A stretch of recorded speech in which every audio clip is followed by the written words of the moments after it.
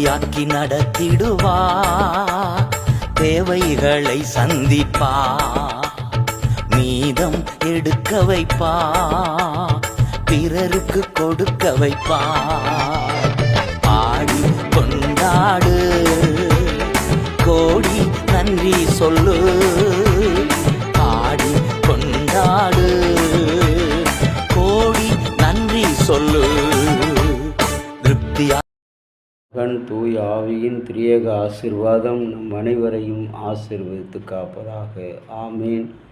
இந்த காலை நேர சிந்தனைக்காக யோசுவா 22ஆம் அதிகாரம் 3வது வசனம். நீங்கள் இந்நாள் அளவும் இவ்வளவு நாள் அளவும் உங்கள் சகோதரனை கைவிடவில்லை. உங்கள் கடவுளாகிய கர்த்தர் கட்டளையிட்ட காரியங்கள் எல்லாம் காத்து நடந்தீர்கள்.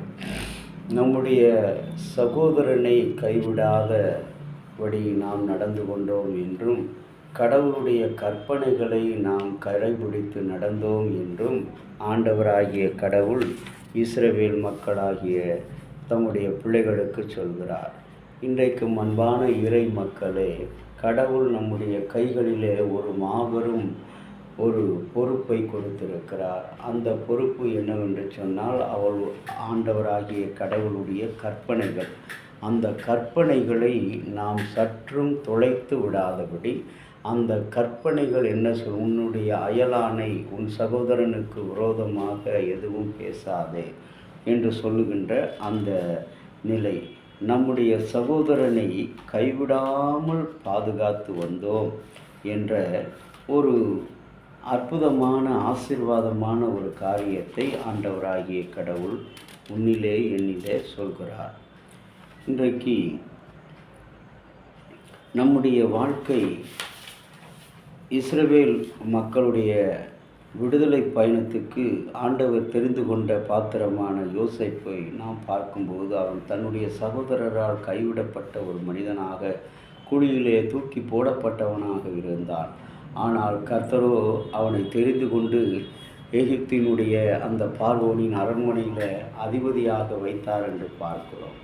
இன்றைக்கு நம்முடைய நாட்டில் சகோதரர்களுக்குள்ளாக வருகின்ற பிரச்சனைகள் அதிகம், போராட்டங்கள் அதிகம், இன்னல்கள் அதிகம், இடையூறுகள் அதிகம், கொலை வெறிகள் அதிகம்.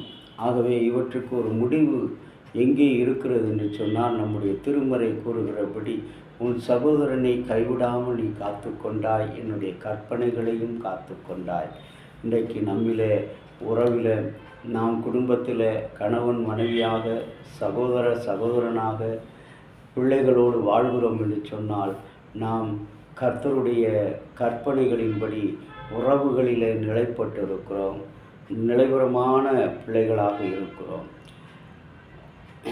நமது இந்திய திருநாட்டில் ஒரு சகோதரன் மண்ணை அள்ளி தின்று கொண்டிருந்தான். ஏன் இந்த மண்ணை அள்ளி தின்கிறாய், உணவில்லையா என்று கேட்கும் பொழுது அவன் சொல்கிறான், ஐயா, இந்த உலகத்தில் கலப்படம் இல்லாத ஒரு பொருள் என்னவென்று சொன்னால் அது நம் நாட்டினுடைய மண் தான், தாய் மண் தான். இந்த மண்ணில் தான் கலப்படமே இல்லை. ஆகவே தான் இந்த மண்ணை நான் உண்டு கொண்டிருக்கிறேன், சாப்பிட்டு கொண்டிருக்கிறேன் என்று சொல்கிறார்.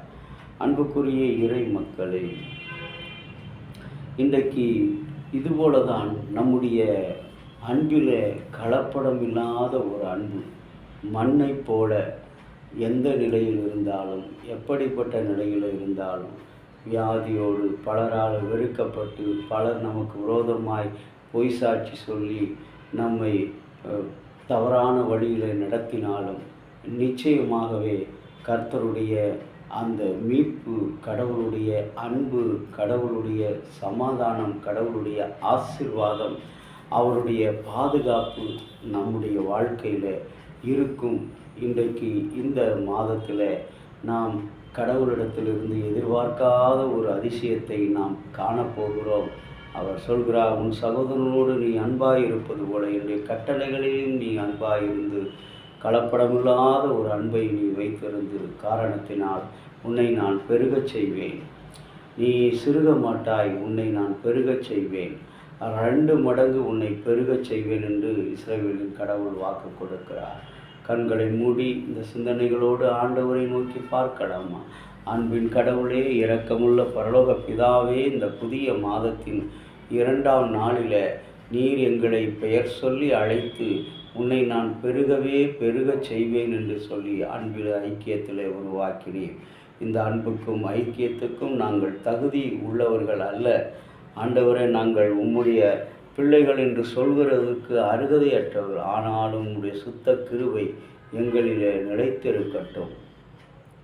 எங்களுடைய அத்தியட்சர், ஆலோசனை சங்க செயலர், உறுப்பினர்கள் அனைவரும் உண்மையும் உத்தவமாக தன்னுடைய கடமைகளை உணர்ந்து, கடவுளுடைய அழைப்பை உணர்ந்து, கர்த்தருக்கென்று பணி செய்ய எந்த ஒரு பாரபட்சம், தன்னுடைய உறவினன், தன்னுடைய இனத்தான், தன்னுடைய ஜாதிக்காரன் என்று பார்க்காதபடி ஆண்டவருக்கென்று, ஆண்டவருடைய பிள்ளைகள் என்று சொல்லுகின்ற அந்த உணர்வோடு அவர்கள் நடக்க உதவி செய்யும்.